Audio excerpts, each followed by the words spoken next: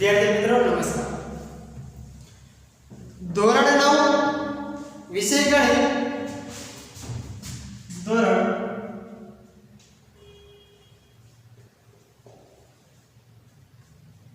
9 વિષય છે ગણિત.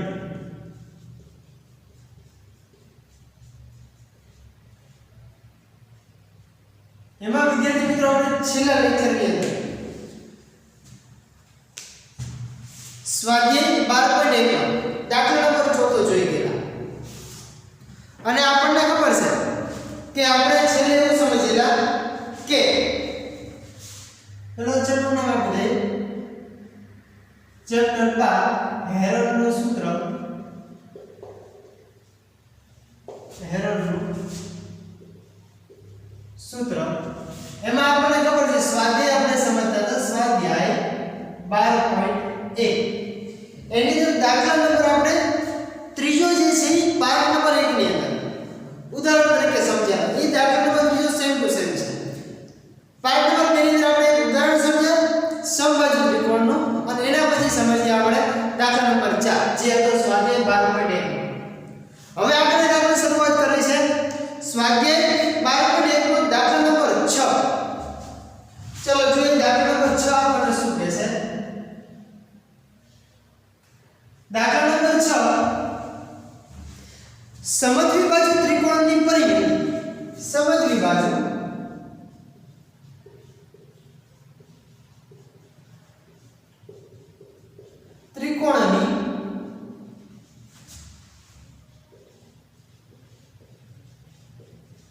ત્રિકોણની પરિમિતિ 30 સેમી અને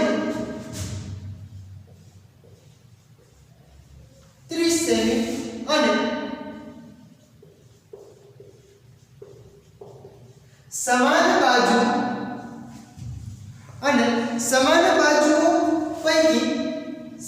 બાજુઓ પૈકી પ્રત્યેકની લંબાઈ 12 સેમી છે. 12 સેમી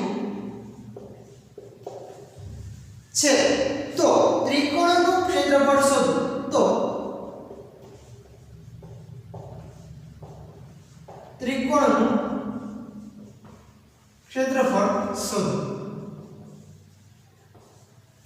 જો આપણી પાસે પ્રશ્ન એવો છે એક સમદ્વિબાજુ ત્રિકોણ તમને આપેલો. સમદ્વિબાજુ એટલે બે બાજુ સરખી હોય એવો ત્રિકોણ છે. તો એની આપણને પરિમિતિ આપેલી છે. તો પહેલા તો ત્રિકોણની પરિમિતિ આપણે સમજી લઈએ કે ત્રિકોણની પરિમિતિ આપણને આપેલી છે 30 સેમી. આખી આપણે ત્રિકોણની પરિમિતિ આપણને આપી દીધી. એમાં પ્રત્યેક બાજુ એટલે કે સમદ્વિબાજુ કીધો એટલે બે બાજુ સરખી હોય. જો શબ્દ સમજો સમદ્વિબાજુ ત્રિકોણ એટલે બે બાજુ સરખી છે, સરખો છે તેવો ત્રિકોણ. તો ને આપણે સમજી લઈએ સાથે સાથે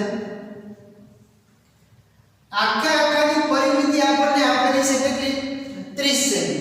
અને એમ કીધું સમદ્વિબાજુ એટલે બે બાજુ સરખી છે. આ A B અને C સરખી છે હોય બરાબર. A અને B બે બાજુ સરખી છે. આપણને એવો પ્રશ્ન કીધો છે. પ્રત્યેકની લંબાઈ કેવી છે 12 સેમી. તો A બરાબર 12 સેમી થયા અને B બરાબર 12 સેમી થયા. તો C બરાબર પહેલા આપણે શોધવા પડશે. પરિમિતિ આપેલી છે બે બાજુનું શું કારણ કે આપણને ખબર છે સમદ્વિબાજુ એટલે બે બાજુ. સમદ્વિબાજુ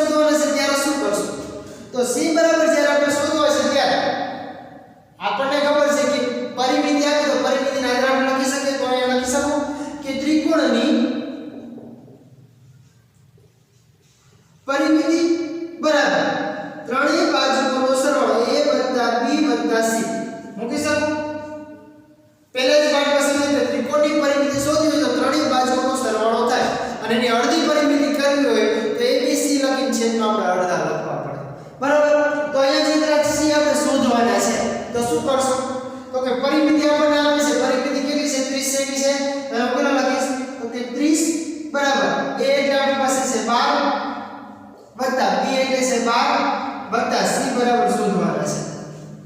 કમ્પ્લીટ આઈનું. તો એના પછી આગળનું જોઈએ 12 વત્તા 12 એટલે 24 થાય, તો એ મૂકું છું 30 બરાબર 24 વત્તા c. હવે c શોધવા છે, 24 ને બાજુ લાવો તો કેવા માઈનસ થઈ જાય, તેથી c બરાબર 30 માઈનસ 24 થઈ ગયા, તો મૂકી શકું. કેટલા મળશે આપણને, તેથી c બરાબર આપણને મળશે 6. જો તો 30 માંથી 24 કાઢો કેટલા મળ્યા, જે બાજુ આપણે શોધવાની હતી એ બાજુ આપણને મળી. હવે ત્રિકોણનું ક્ષેત્રફળ શોધવું છે, તો ત્રિકોણનું ક્ષેત્રફળ શોધવું હોય ત્યારે આપણે શું કરશું, તો કે આપણે ખબર કે સૂત્ર છે હેરોનના સૂત્રનો ઉપયોગ કરશું, કારણ કે ત્રણે ત્રણ બાજુ આપણને મળી ગઈ છે. કઈ ત્રણ બાજુ છે આપણી પાસે અત્યારે, તો કે એક તો છે a, બીજી b અને ત્રીજી મળી આપણને c. ત્રણ બાજુ આપણને જ્યારે મળે છે ત્યારે આપણે એના આધારે પાસે કઈ કિંમત શોધશું, તો કે હેરોનના સૂત્રની અંદર ત્રિકોણનું ક્ષેત્રફળ શોધવું છે, તો આપણને ત્રણ બાજુ આપેલી છે બરાબર. તો ત્રણ બાજુના આધારે આપણે કયું સૂત્રનો ઉપયોગ, તો કે હેરોનના સૂત્રનો ઉપયોગ કરશું. કયું, તો કે રૂટની અંદર s કૌંસમાં s માઈનસ a, બીજા કૌંસમાં s માઈનસ b અને ત્રીજા કૌંસમાં s માઈનસ c. તો આપણી પાસે s એટલે શું કહેવાય, તો કે અર્ધ પરિમિતિ. અર્ધ પરિમિતિ આપણી પાસે છે નથી, તો અર્ધ પરિમિતિ જ્યારે શોધવી છે ત્યારે આપણે લખી શકીએ પાછું કે અર્ધ પરિમિતિ